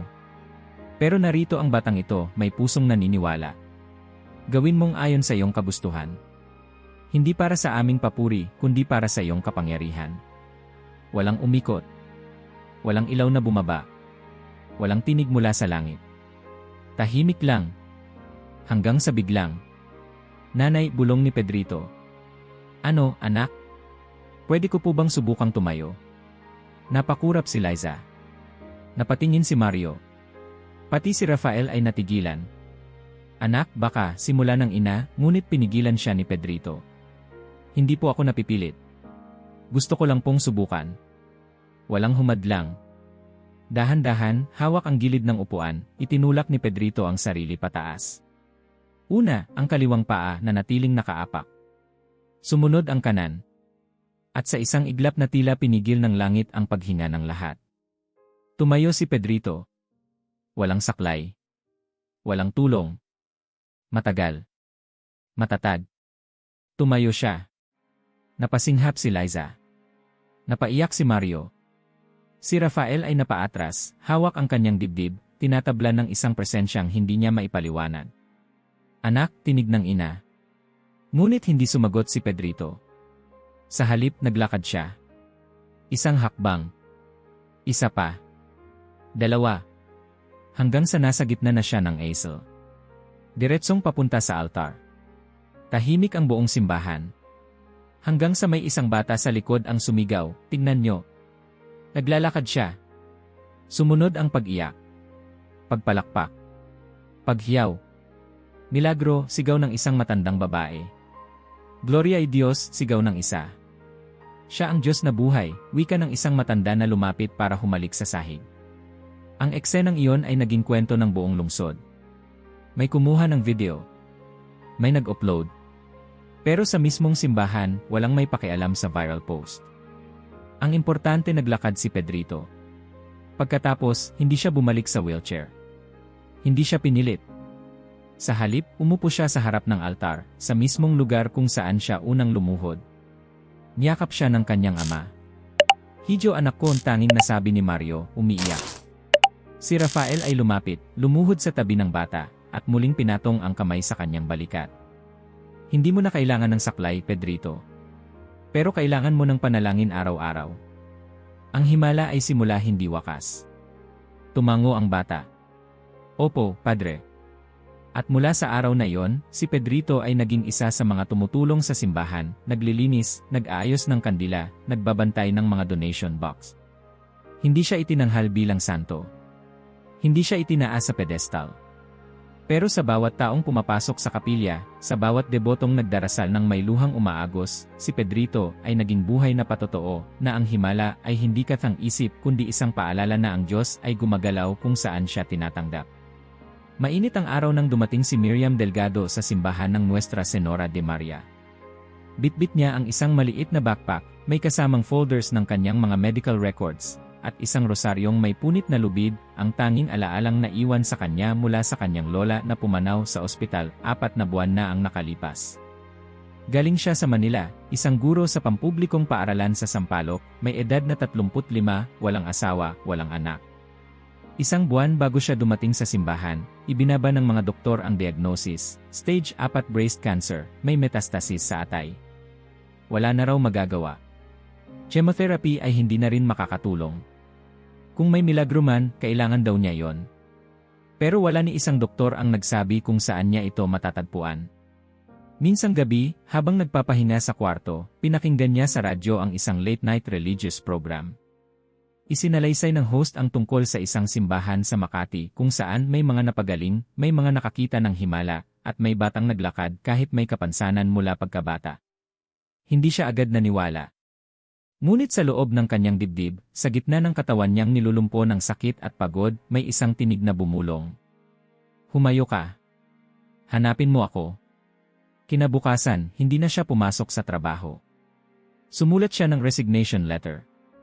Inayos ang kanyang insurance papers. At saka siya naglakad, sumakay sa jeep, tren, at tricycle patungo sa simbahan ng Nuestra Senora de Maria. Pagdating niya, hindi siya agad lumapit sa altar. Naupo siya sa pinakalikod. Tahimik. Nakayuko. Hawak ang rosaryo ng kanyang lola. Kung naririto ka, at kung totoo ka, bulong niya, hindi ko hinihinging pagalingin mo ako. Pero iparamdam mo lang na hindi ako mag-isa. Sa gabing iyon, sa unang pagkakataon matapos ang diagnosis, nakatulog si Miriam ng mahimbing sa isang maliit na bench sa gilid ng simbahan. Walang gamot. Walang injection. Walang painkiller. Kinabukasan, nilapitan siya ni Padre Rafael. Gusto mo bang pumasok sa loob? Tanong ng pari, may lambing sa tinig. Tumango si Miriam. Kahit po sa sulok lang. Sa loob ng simbahan, naupo siya sa tabi ng estatwa ng Birheng Maria. Doon siya nanalangin. Tahimik. Walang iyak. Walang dasal na paulit-ulit. Wala ring hiling. Basta't katahimikan, isang uri ng panalangin na hindi dumadaan sa bibig, kundi diretsyo sa puso. Makalipas ang 3 araw, napansin ng ilang volunteer sa simbahan na hindi umaalis si Miriam. Nananatili siya araw-araw. Umupo. Tumutulong maglinis. Tumatanggap ng mga deboto na parang siya'y bahagi na ng parokya. May lugar ka ba matutuluyan? Tanong ng isang madre. Natutulog po ako sa may gilid. Hindi po ako sa gabal. Hindi. Pero kung gusto mo, may kwarto sa likod ng simbahan. May lumang kama roon. Pwede ka naming payagan. Salamat po. Linggo ang lumipas. Sa bawat araw na dumaraan, napapansin ng mga tao na si Miriam ay tila nagbabago. Hindi ito agad-agad. Hindi siya biglang gumaling. Pero ang kanyang mukha ay lumiwanag. Ang mga mata niya na dati pagod at malalim ang guhit ay unti-unting nabuhay. Minsan, sa gitna ng misa, habang nagdarasal ang buong kongregasyon, lumuhod siya sa harap ng altar. Walang sinuman ang nagsabi sa kanyang gawin ito. Walang milagro na naganap sa sandaling iyon. Ngunit sa kanyang puso, isang bagay ang nabasag, ang takot. Sa unang pagkakataon mula nang marinig ang salitang terminal, hindi na siya natakot. Panginoon, bulong niya habang nakaluhod, salamat sa sakit na ito. Dahil sa sakit na ito, natagpuan kita. Sa 3 linggo ng kanyang pananatili, isang doktor mula sa Maynila ang lumapit sa simbahan. Hindi niya inaasahang makita si Miriam doon. Miriam, tawag niya. Napalingon ang babae. Ngumiti. Doc Mendez. Anong ginagawa mo rito? Nagdarasal. At nagtatrabaho sa loob ng simbahan. Ikaw po. May pasyente akong deboto rito. Sinamahan ko lang. Pero ikaw. Nabalitaan kong umalis ka na sa trabaho. Wala ka na sa ospital. Wala na. Dito na ako. Hindi sigurado si Doc Mendez kung matutuwa siya o maawa. Pwede ba kitang imbitahang bumalik? Gusto kong i-check ulit ang kondisyon mo. Routine lang. Tumango si Miriam. Sige po. Walang problema. Ilang araw ang lumipas, bumalik si Miriam sa ospital kung saan siya unang na-diagnose. Sumailalim siya sa panibagong set ng tests, CT scan, blood work, at iba pa. Makalipas ang 1 linggo, tumawag si Doc Mendez. Miriam, sabi nito, medyo may kaba sa tinig, kailangan kitang makita. Ngayon na. Pagdating niya sa klinik, tahimik lang siyang nakaupo sa harap ng lamesa. Ang doktor ay may hawak na folder, hindi pa ito binubuksan. Handa ka na ba? Tanong nito. Sa diagnosis? Hindi. Sa himala. Binuksan ng doktor ang folder. Inilapag ang 2 larawan, ang dating resulta at ang bago. Miriam, walang explanation dito. Wala nang bakas ng cancer sa atay. Ang breast mass mo, wala na. Ang dugo mo, normal. Para kang hindi kailanman nagkasakit. Hindi umiyak si Miriam. Hindi siya sumigaw. Hindi siya nanginig. Tumango lang siya. Salamat po. Hindi mo ba ako tatanungin kung paano nangyari ito? Tumingin siya sa doktor. Hindi na po. Alam ko na ang sagot. Sa mga sumunod na buwan, si Miriam ay naging saksi ng pag-asa. Hindi siya bumalik sa pagtuturo sa paaralan. Sa halip, siya ay nagsimulang maglakbay sa iba't ibang simbahan, dala ang kwento ng kanyang paggaling. Sa bawat misa, bawat grupo ng may sakit, bawat seminarista, bawat seminar ng kababaihan, siya ang nagsasalita. Hindi siya preacher. Hindi rin siya pastor.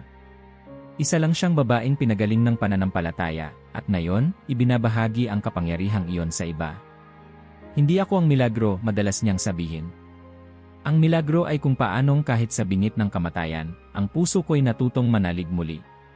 At tuwing may lumalapit na babae, umiiyak, may hawak na reseta o papel ng laboratory, si Miriam ay laging handang lumuhod, ipatong ang kanyang kamay, at manalangin, hindi para sa kagalingan ng katawan lamang, kundi sa kaligtasan ng kaluluwa.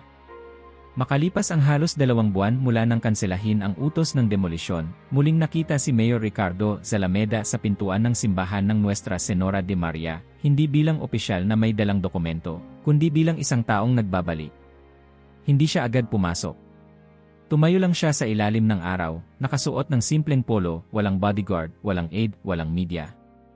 Sa kanan niya ay isang maliit na plastik na supot na may lamang kandila. Sa kaliwa, isang sobre, hindi halatang mahalaga, pero may bigat sa kanyang palad. Sa loob ng simbahan, abala si Padre Rafael sa pagpapakumpisal. Nang makita niya sa gilid ng mata ang figura ng alkalde, natigilan siya sa gitna ng pagbasbas. Isang uri ng kilabot ang gumapang sa kanyang likod, hindi dahil sa takot, kundi dahil nararamdaman niyang may mangyayaring mahalaga. Matapos ang huling amen, lumapit si Zalameda. Padre, mahinang bati. Mayor, tugon ni Rafael, may ngiti ngunit may halong pag-ingat. Sandali silang nagkatitigan, dalawang lalaking minsan ay nagharap bilang magkatunggali, ngayon ay parehong tahimik sa harap ng dambana ng pananampalataya. Pwede ba tayong mag-usap? Tanong ng alkalde. Tumango si Rafael. Siyempre. Pumasok sila sa lumang opisina sa likod ng simbahan, kung saan minsan ay pinag-usapan nila ang permit ng kapilya, at ngayon ay magiging saksi sa mas personal na usapan. Padre, panimula ni Zalameda, habang iniaayos ang upuan, hindi ako pupunta rito para magsabi ng kasinungalingan. Hindi ko pa rin kayang sabihin ako'y naniniwala katulad nyo. Hindi pa rin ako nagsisimba tuwing linggo. Hindi ako marunong magrosaryo. At minsan, nagdududa pa rin ako kung may Diyos nga ba na nakikinig. Tahimik si Rafael. Pero dagdag ng alkalde, mula nang huli tayong nagkita, hindi ko na kayang balikan ang dati kong pananaw. Parang binuksan ng Diyos ang isang pinto sa loob ko, at kahit ayoko pa noong una, hindi ko na siya maisara. Muli, tahimik si Rafael. Tumayo siya, kumuha ng 2 tasa ng kape, at iniabot ang isa sa alkalde. Anong gusto mong gawin ngayon? Tanong ng pari. Wala akong hinihinging milagro. Wala rin akong alok na media coverage. Ang meron lang ako, binuksan niya ang sobre sa kanyang kaliwang kamay at iniabot ito kay Rafael. Binuksan ng pari ang dokumento. Isang ordinansa. Nilagdaan, selyado, at aprobado sa konseho ng lungsod. Ordinansa Gili, 4,429, Local Policy for Religious Freedom and Protection of Worship Spaces in Makati. Bumilog ang mata ni Rafael. Simula sa linggong ito, paliwanag ni Zalameda, ang bawat sambahan, moske, templo, at altar sa lungsod ay bibigyan ng proteksyon, hindi lamang laban sa demolisyon, kundi pati sa diskriminasyon. Wala nang pagsasara ng mga bahay-sambahan nang walang konsultasyon. Wala nang panggigipit. Legal na itong shield ng pananampalataya. Hindi agad nakapagsalita si Rafael. Dahan-dahan niyang isinara ang sobre, ibinaba sa mesa, at tumingin sa alkalde. Bakit mo ito ginagawa? Tanong niya. Hindi sumagot si Zalameda agad. Uminom muna siya ng kape. Pagkatapos ay tumingin sa krusipisyo sa dingding. Dahil sa tuwing tinatandaan ko ang nangyari rito, ang gabing akala ko ay gigiba ng gobyerno ang simbahan, pero giniba ng Diyos ang puso ko, hindi ko mapigilan ang pakiramdam na may utang ako. Tumayo siya. Lumapit sa may bintana. Padre, hindi ko pa kaya ang salitang convert. Pero alam ko kung kailan ako binago. At ngayon, gusto kong magsimula sa maliit. Hindi pa man ako handang lumuhod, pero handa na akong umagapay. Lumapit si Rafael, nilapag ang kape, at walang sabi-sabing ipinatong ang kamay sa balikat ni Mayor Zalameda. Walang maliit sa pagsisimula, Mayor. Sa Diyos, bawat hakbang ay mahalaga. Pwede mo ba akong ipagdasal? Tanong ng alkalde, halos pabulong. Tumango si Rafael.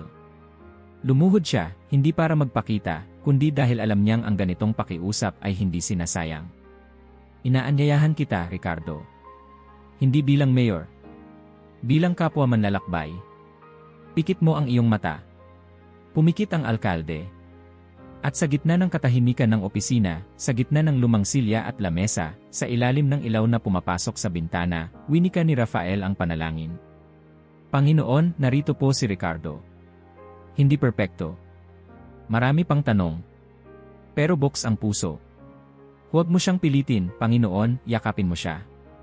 Sa bawat pulong na kanyang pinapangunahan, sa bawat desisyong kanyang isinusulat, ilapit mo siya sa katotohanan. At sa araw na siya ay handa ng yumuko, ang palad mo sana'y laging nakahawak sa kanya. Amen, sabay nilang sinabi. Paglabas nila sa opisina, sinalubong ng mga parish volunteer si Mayor Zalameda. Iba't ibang reaksyon, may pagtataka, may pagngiti, may pagkamangha. Pero walang nagtanong kung bakit siya naroon. Parang alam na ng lahat. Naglakad siya papunta sa gitna ng simbahan, iniwan ang plastik na may kandila, at tahimik na naupo sa isa sa mga lumang bangko. Sa likuran, dumating si Mang Jose, dala ang ilang dokumentong kailangang pirmahan. Tumigil siya sa may pintuan, natigilan sa kanyang nakita. Si Mayor, tanong niya kay Rafael. Tumango ang pari. Balik na siya. Ngumiti si Rafael. Hindi pa. Pero papunta na siya. 5 taon na ang lumipas mula sa araw na pinigilan ng langit ang pagguho ng isang simbahan. 5 taon mula nang ang katahimikan ng daan sa Barangay Olympia ay ginambala ng mga yabag ng pananampalataya, ng mga luha, dasal, at pag-asa. At ngayon, sa ilalim ng araw ng hapon, isang bagong kampana ang muling tumunog sa pinakabagong kapilya ng Makati, parokya ng ina ng pananampalataya. Isang simbahan na dating isang basketball court. Isa sa 3 bagong parokyang itinayo bilang bunga ng kilusang pananalig na sumibol mula sa Nuestra Senora de Maria. Ang dating maliit na kapilya na muntik ng gibain, ngayon ay isang dambanang pinupuntahan ng libo-libo buwan-buwan. Nakapagpadala na sila ng 10 kabataang misyonero, 6 sa ibang bansa, at 4 sa mga conflict zones sa Mindanao. At sa gitna ng lahat ng ito, sa bawat kwento ng paghilom, bawat pagbalik loob, bawat batang lumaking may pananalig, isang tao ang tahimik na nakaupo sa gilid ng lumang simbahan, hawak ang isang lumang rosaryo, at pinagmamasdan ang kanyang paligid. Si Padre Rafael. Ngayon may kaunting puti na ang buhok, mas mabagal na ang lakad, ngunit mas matalas ang tingin. Sa bawat araw na lumilipas, hindi siya nagtatala ng bilang ng mga taong dumadalo. Hindi siya naghahanap ng headlines.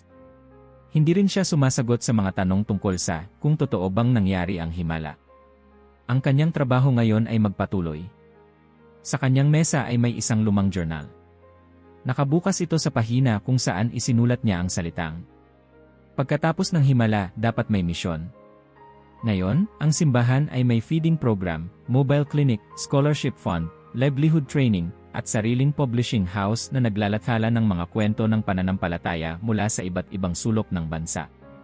Hindi upang maging popular, kundi upang ipasa ang apoy. Tuwing Sabado ng gabi, si Pedrito, ngayon 12 anyos, matangkad, at matatag, ay nagtuturo ng catechism sa mga batang bagong dating. Sa bawat pagtuturo niya, hindi niya kailanman sinasabi na ako ang batang pinagaling. Wala siyang kwento ng himala. Tanging kwento ng Diyos. Tuwing linggo, si Miriam ay bumabalik mula sa kanyang biyahe. Kasama ng kanyang team, nagdadala siya ng mga libreng Bibles at medical kits sa mga sitio at barangay na malalayo. Minsan, siya rin ang nagbabahagi ng mensahe sa misa kapag wala si Rafael. Ngunit hindi siya pumapapel bilang guro, kundi bilang buhay na ebidensya ng pag-asa. At si Mayor Zalameda. Hindi na siya mayor. Sa halip, siya ay naging tagapayo sa mga bagong opisyal pagdating sa usaping karapatang panrelihiyon. Minsan ay nagulat ang mga tao nang malamang siya ang nag-donate ng lupa para sa 3 parokya. Wala siyang binanggit sa publiko. Tahimik lang siya noong inabot ang titulo ng lupa sa parish council. Hindi na kailangan ng kamera, sabi niya kay Rafael noon. Basta alam ng Diyos. At alam kong nakita niya ang pagbabalik ko. Sa araw ng ika-5 anibersaryo ng Milagro, muling nagtipon ang buong komunidad. Hindi para sa reenactment. Hindi rin para sa selebrasyong en grande. Kundi para sa isang gabi ng pasasalamat. Walang stage. Walang banda.